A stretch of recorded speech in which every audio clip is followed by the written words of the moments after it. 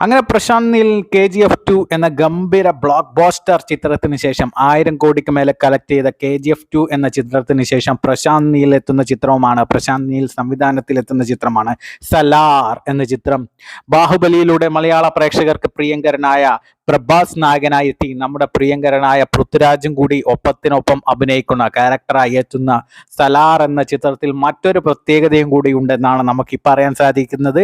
Prashant Neil cinematic യൂണിവേഴ്സിലേക്ക് Salaar എത്തും എന്നുള്ള കാര്യത്തിൽ നമുക്ക് ഏകദേശം ഒരു സൂചന ലഭിച്ചിട്ടുണ്ട്. കാരണം KGF നായകനായ യാഷ് KGF നായകനായിരുന്ന റോക്കി ബായ് സലാറിൽ ഉണ്ടാവുമെന്നുള്ള ഏകദേശം ഒരു സൂചനയാണ് നമുക്ക് ലഭിക്കുന്നത്.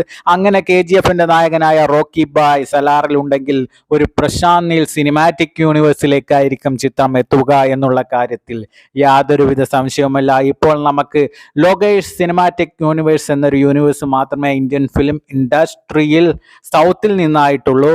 അതിലേക്ക് മറ്റൊരു സൗത്തിൽ നിന്നുള്ള എൻട്രി ആയിട്ട് പ്രശാന്ത് നീൽ സിനിമാറ്റിക് യൂണിവേഴ്സും കൂടി എത്തിയിട്ടുണ്ടെങ്കിൽ അതൊരു ഗംഭീര റെക്കോർഡ് ബ്രേക്കർ ആയിരിക്കും എന്നുള്ള കാര്യത്തിൽ യാതൊരുവിധ സംശയമില്ല.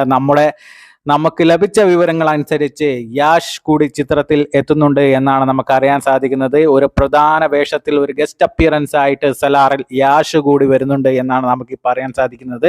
2 പാർട്ടായിട്ടാണ് സലാർ ഇറങ്ങാൻ പോകുന്നത്. സലാർ ദ ഫസ്റ്റ് പാർട്ട് സീസ്വയർ ആണ് ഡിസംബർ 22-ാം തീയതി ലോകമെമ്പാടുമുള്ള തിയേറ്ററിൽ എത്തുന്നത്.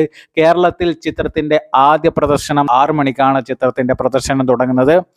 പൃഥ്വിരാജ് പ്രൊഡക്ഷൻസ് ആണ് കേരളത്തിൽ സലാർ ദ സീസ്വയർ എന്ന ഫസ്റ്റ് പാർട്ട് പ്രദർശനത്തിന് എത്തിക്കുന്നത്. പൃഥ്വിരാജും കൂടി ഒരു പ്രധാന വേഷത്തിലെത്തുന്ന ഒരു ചിത്രം കൂടിയാണ് സലാറിൽ പൃഥ്വിരാജും ബാഹുബലിയിലൂടെ പ്രിയങ്കരനായ പ്രഭാസും കൂടി നല്ല കട്ട പെർഫോമൻസ് കാഴ്ചവെക്കുന്ന പ്രശാന്ത് നീലിന്റെ ഗംഭീര ഡയറക്ടോറിയലായ സലാർ കേരളക്കരയിൽ ബാഹുബലി ഇട്ട റെക്കോർഡ് KGF മറികടന്ന പോലെ KGF ഇട്ട റെക്കോർഡ് സലാർ മറികടക്കും എന്നുള്ള പ്രതീക്ഷയിലാണ് എല്ലാവരും സലാറിനെ ഡിസംബർ 22-ന് ഉറ്റുനോക്കുന്നത്.